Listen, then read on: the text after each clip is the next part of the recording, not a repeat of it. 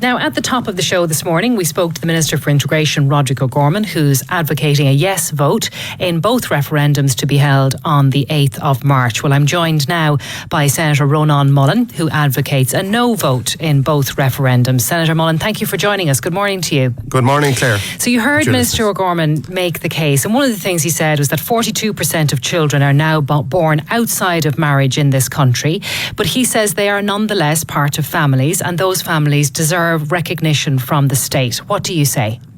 Well, I think the thing I've noticed all along about these proposals is that the government seems determined to come up with the wrong answers to the right questions. I had an amendment down in the Shannon, and others would have wanted, by all means, let's talk about an acknowledgement of what the courts have always regarded as de facto families. But the problem is that isn't what we've got. First of all, we got a shambolic process where the government rushed the debate through the Dáil and the Shannon as though they didn't want us to look closely at the wording of what they're proposing. And that should, I think, make people very suspicious of what's going on here. The concept of durable relationships introduces a whole area of uncertainty into our constitution that we've never had before. You only have to look, Claire, at our law on cohabitation, which gives very specific rights, for example, to couples who are not married, but gives limited rights, and they have to qualify a certain amount of years if they have children, 2 years, 5 years if they don't, and they can contract out of their relationships. Contrast that care and attention to this radical definition of durable relationships, where we don't know who exactly will be able to claim the rights of the family. So say, for example, you could have 3 people who are lawfully connected to each other under the laws of some other country, and then, in the context of our migration and our changing Ireland, seeking recognition within the state. The minister simply cannot say, and I heard his very bogus argument at the top of the programme, saying, it's about a fundamental unit group. The whole point is he's redefining what a fundamental unit group can be by this vague term of durable relationships. Well, he did say, though, that the courts will take individual circumstances into account. So it will be the courts on a case-by-case basis when the courts are asked. They will decide what the definition of a durable relationship is. And I think that's the last thing people should want, is to be throwing such uncertainty into the Constitution and having disputes going on in the courts. And it's a pig in a poke. We don't know what actually we're voting for. So he can't tell us it doesn't involve, well, he tries to, but he can't make an honest argument that this mightn't involve, for example, polygamous relationships down the line coming into the country and seeking recognition. He can't tell us how long a relationship has to have lasted. You had the chair of the Electoral Commission kind of suggesting formulae like, if you were getting a Christmas card or an invitation to a wedding. I mean, nobody should want to put such uncertainty into the Constitution, and it didn't have to be this way. You see, I think what's going on here is that you have an ideological wing within the government that's allergic to the references to mother, that's allergic to the idea of parenting or life in the home, but doesn't kind of want to come out and declare that. So they say, we're going to make it more respectful of non-marital families. It's not even clear on the reading that durable relationship necessarily would refer to and include a single parent and their children. So what we've got is something very different. But surely that is a durable relationship. If you have somebody who is raising their child on their own, and we heard the minister talk about the examples of Senator Roisin Garvey and Lynn Ruane talking about the importance to them as people who are raising their children alone, about the importance of their families being recognised in the Constitution. And surely you wouldn't stand in the way of that.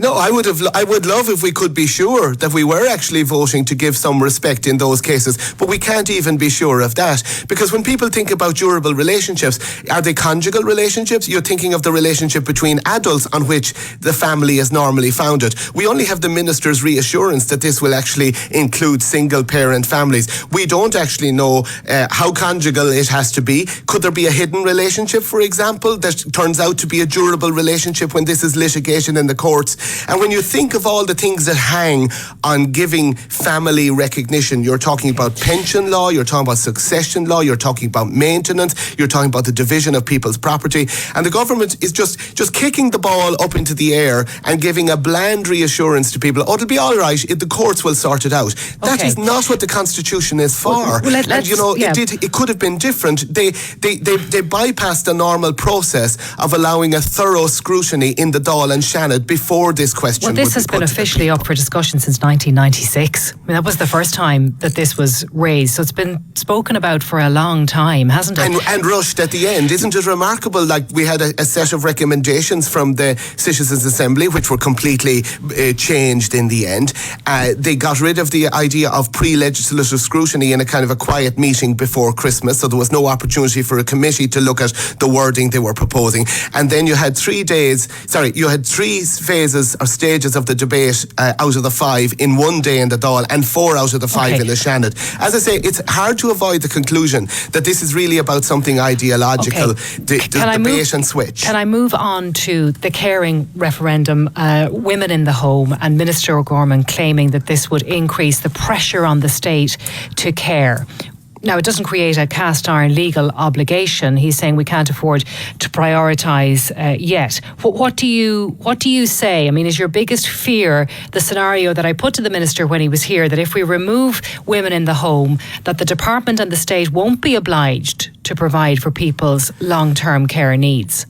It's not a question of fear, it's a question of what they're doing to the Constitution. And Minister is making it up as he goes along. He claimed that somehow there's some new rights for carers here. The word strive is weak as water. His government colleague Simon Harris conceded the other day in another interview, of course there's nothing to stop the government as things stand bringing forward more generous measures for carers than we have at the moment. So they're not able, remarkably, to point to a single benefit for people that either of these referendum proposals will make happen. It's all in the vague area of symbolic language. But what they are doing, as sure as a cross and an ass, is they're getting rid of any reference to mother. Judge Susan Denham made it very clear that the reference to mother's duties in the home did not exclude any other role they might have. In fact, in the 1992 case in L versus L, Judge Finlay said that in fact they drew on that clause about a mother's role in the home to women's benefit in the context of alimony and maintenance. So why couldn't we have had a change to the Constitution that extended that to parents and fathers and mothers in duties in the home, and saying we won't attack those, we will try and make sure that people aren't enforced by economic necessity away from their duties. But you see, they're not interested and they don't want to talk about mothers, fathers, parents. This is the ideology that denies that women are women and different from men. And there's an element of that going on under here that they're not talking about, I really believe. And in the attraction is supposed to be a new clause for carers that doesn't even give any direct practical rights to carers. So it's a very, to my mind, dishonest little bait and switch proposal. What they should have done, and what we wanted to amend their proposal to do, is to acknowledge specifically the role of mothers and fathers and the care and the parenting, which is more than care per se, that they give in the home. There's tons of men and women. There's tons of men and women listening to this, Claire, that would like some more state respect for their life within the home. They feel they're on the treadmill of the market. There are plenty of carers. Has no respect for their needs. There are plenty of carers out there who are not parents. They might be children themselves or siblings of the person that they're caring for. Does this wording in the Constitution as proposed not give them more respect, that the state has now a legal obligation, according to the Minister, that the state shall strive to support all care given by family? Unfortunately, it doesn't. Let's be clear. I wanted both a reference to women and men and mothers and fathers and their duties in the home, and in addition to that, a reference to the vital work being done by carers, and not just carers in the home. Instead, we get the deletion of women and mother and father and parent, and we get a weak as water reference to caring. The language of strive doesn't even meet the earlier language of endeavour that you had in the context of supporting mothers in the home. So again, it's a kind of a half promise, a lick and a prayer. Vote for this because it sounds nice, but in fact they're giving nothing and they're taking away a lot. So what is your big fear around this?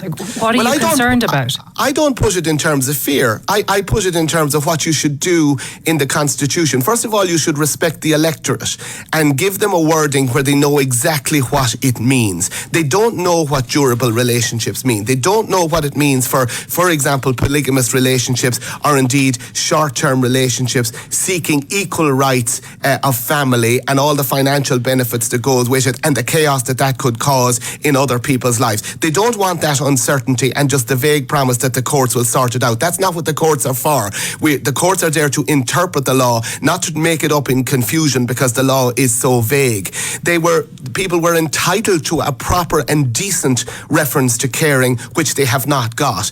And the state should not, and the government should not be attacking the concept that the mother and indeed the father, and by the way, it's worth noting that Chief Justice Murray in 2002, regarding the reference to the duties of mothers within the home, said that there was an implicit recognition of the value of men's contribution in the home as well. So all of that is being undermined. Okay. And it could have been so different. They could have given us a wording that honoured fathers and mothers and fathers, parents' duties in the home, and something to give concrete recognition to the vital work that carers done. All right. They haven't done anything. All right. Well, we've heard both sides of it now this morning. Senator Ronan Mullen, thank you very much for joining us on the programme.